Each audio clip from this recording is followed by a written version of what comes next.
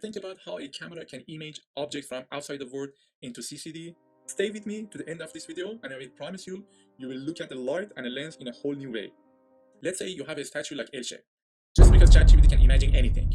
Now imagine this statue is under sunlight. So when it is under sunlight, all points of that statue scatter lights in all directions. Now the question is that, if I put a piece of paper in front of that statue, can I see an image on that paper? For sure not. But why? Every point on the surface of the statue is scattering light in all directions. To make this idea easier, let's consider just 4 points from this statue. And instead of those 4 points that are scattering lights in all directions, we can replace them with 4 tiny LED that's shining in any direction. So we have 4 tiny LEDs. Now let's look at it from this perspective. I ran Zmax simulation for using 4-point source. As you can see, when I move the paper just a little bit, the image has become blurry and there is no clear image forming. From left to right, the distance between the paper and the light source is increasing. And that's why the light rays don't focus at the same point. So you can see I have something like this, which is not a good image. Now let's think about it, why it's like this. Let's look at this video that when I increase the distance from this 4-point source, it goes to something like this. So we need something to fix it. But what is something that can fix it? Let's look at this video that when I increase the distance, that's my image simulation. It's going from a nice 4 points to a soup of different rays. Now let's look at it from rays perspective. On the paper, we can't see the object clearly. And here is why. At every point on the paper, light from both top and bottom of the object is arriving. So for example, here I have 2 arrows, blue and orange. The blue one is from the top and the orange one is from the bottom. But at each point I have a mixture of all of them. So for sure, we cannot have a good image. Now the question is that, how do we separate the blue rays from the orange rays? That's a $1 million question. If you can separate them, then you can have an image. Okay, one solution is to put a pinhole. If I put a pinhole, I can block some of the unwanted rays. So now I can block my lights. So you can see the top one is going to somewhere here, which is the bottom of my image, and the bottom one is going to the top one. Now we finally separate the mixture of blue and orange rays. The rays hitting on the top comes from the bottom, the rays hitting the bottom comes from the top. If you consider even all the rays that from a point source can pass through this pinhole, again, we have some separation. So here it's clear that I have a spot that all the rays coming from the bottom, and here I have a spot that all the rays are coming from the top.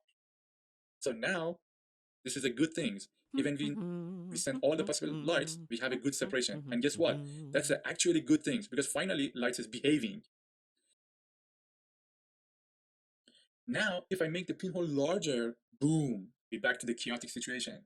You can see the rays start to mix again, especially in the middle of the image. On the top, it's pretty good. I have some orange and blue here, but in the middle I have mixture of both, which is not pretty good.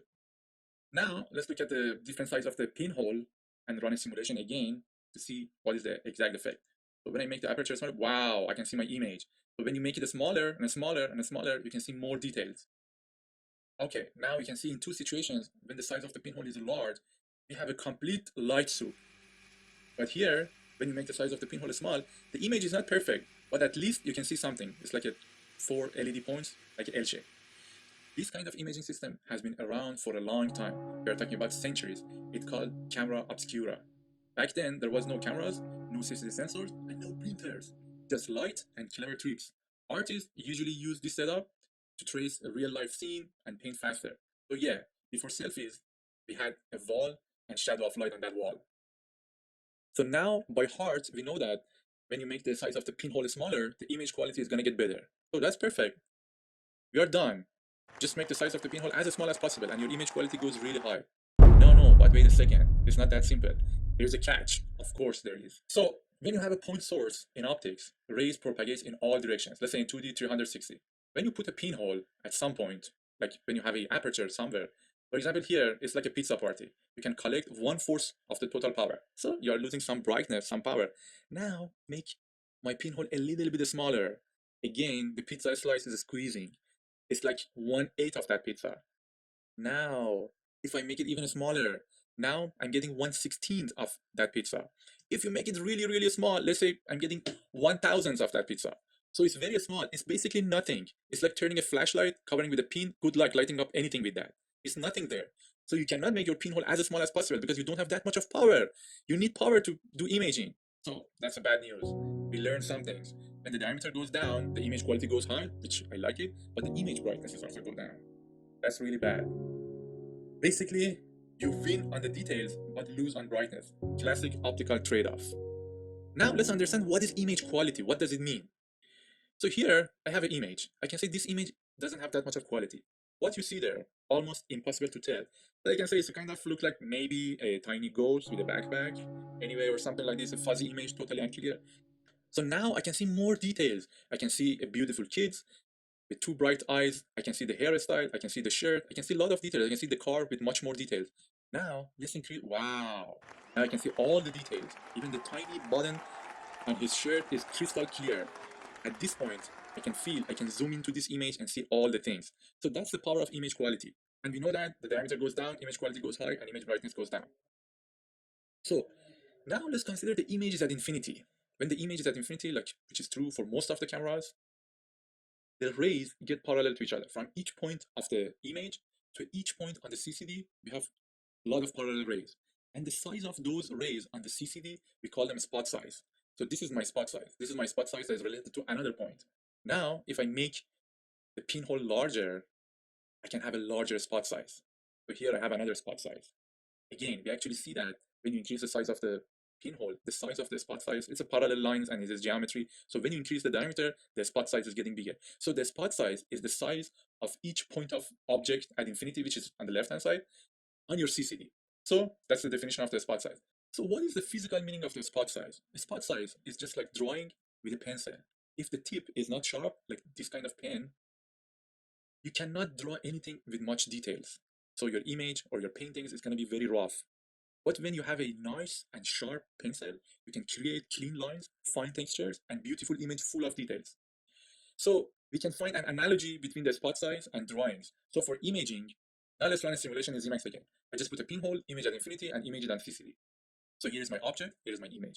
Now, Zemax gives you the size of the spot size. So the spot size that you can, the spot diagram that you can see is the size of the rays that are here.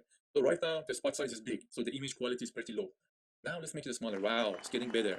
Then my spot size is smaller, but we're changing the size of the pinhole. The size of the spot on the CCD is like can produce the image, so I have a better image. So my pen is getting sharper and sharper. Now I make my pen even sharper, so I have a really good image. And here, let's review everything together. When you have a smaller diameter, you have less image brightness. When you have a smaller spot size, which is the size of your spot on the CCD, you have higher image quality. So we need to make this one smaller. Okay, if I make my pinhole smaller, then I have the spot size smaller, but the problem is that the image brightness is going to go down because image brightness is proportional to the amount of power that I can collect from the left-hand side.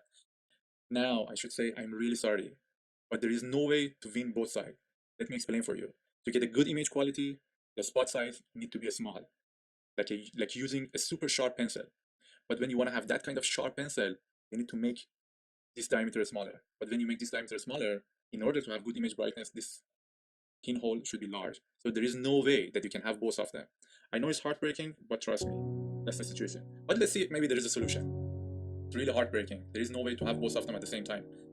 Let's look at the problem. So here, my spot size is small, so my image quality is high. But the problem is that from left-hand side, I cannot collect that much of light, so my image brightness is low. But here, my image brightness is high because I increase the size. I can collect a lot of light, not blocking, but the spot size is going to get bigger. So what can we do? If we can have an object or some things that I can put it here that can collect a lot of light from the left and make it to a very small and tiny spot on the CCD, then I don't have this problem. I have a good image quality and I have a good image brightness. But what can be that object? Let's think about it. Let's make it clear that what we need. So we need something like this that collects a lot of light from the left-hand side and make it like a small spot size on the CCD. I know that sounds too good to be true, but imagine bright image and sharp details. That would be amazing. That's a really amazing thing.